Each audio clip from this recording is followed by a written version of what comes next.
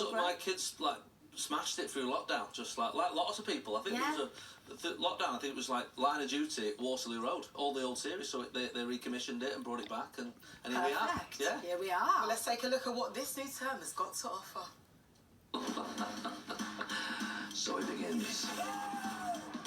Mr. Savage, your new head teacher.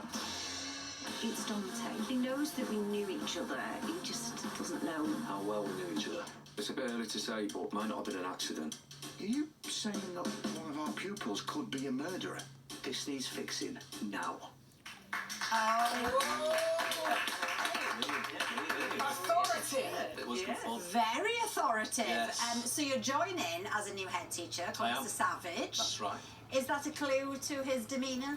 No, I don't think so. I mean, he's a good guy, you know. Solid. Yeah, he doesn't start off, as you'll see in episode 1 tonight, I don't start off as the head teacher. Mr. Casey does, and it goes so badly for him that they get me in, and I'm sort of like a super head. No, I do not get him for the job. No, I'm sort of an ambitious guy who is trying to, you know, who's been a head teacher.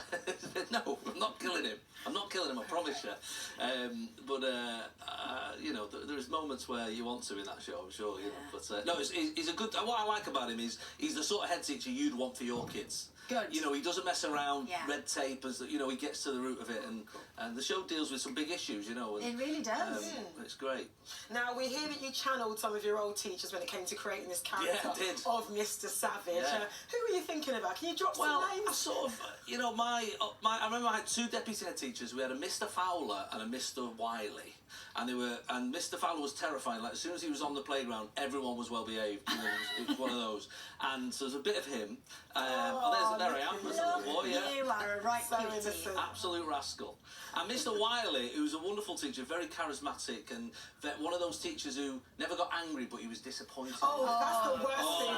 That is the worst. So a bit of that, and then a bit of Andy Burnham as well, the Manchester mayor as well. Somebody who's sort of doing the job they're doing, but one eye on the big job, you know. And so there's lots of different people I sort of pulled in. But what's incredible, like, obviously we know how hard teaching is, and a lot of us had to do it in lockdown.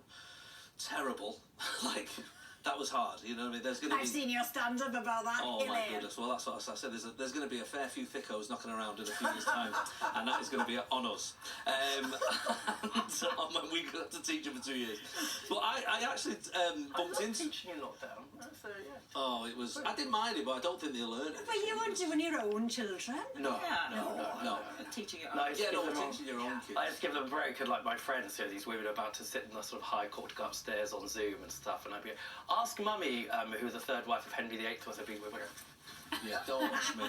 I know, it was hard, but I find, like, I bumped into an old primary school teacher a few weeks ago, Mrs. Pickard, and she was my favourite teacher at primary school, and this sums up how hard teaching is. I bumped into her and I reminded her of a story of when I was a kid. I've got a little scar here on my forehead, and it happened in her classroom. I fell over, split my head open, and she, on the 4th floor of the school, picked me up. She's only a little woman, picked me up, carried me downstairs. I was like 9 years old, blood everywhere, and she's crying, I'm crying. And we get into she rings the ambulance, I get into the ambulance, the doors are closed. I can still picture her stood there like Carrie, just like stood like covered in blood.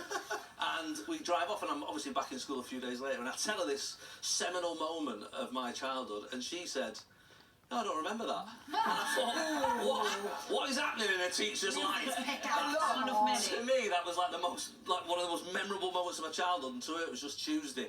Just another day. That's how hard it is. What school were you? It was a tough school. It was a school as tough as Waterloo Road, to be fair, so I drew a lot of it. But look, you made it out all right, because look, you are one of the busiest men in showbiz. You've got Waterloo Road, you've got your current tour, you've got your new quiz, The Answer Run. Can you tell us a bit about the quiz? Yeah, so, that's right. So I'm on tour, that starts tomorrow, and then The Answer runs on at 4:30 on weekdays, and it's 50. We've made it as simple as possible. Yeah, it's 50-50.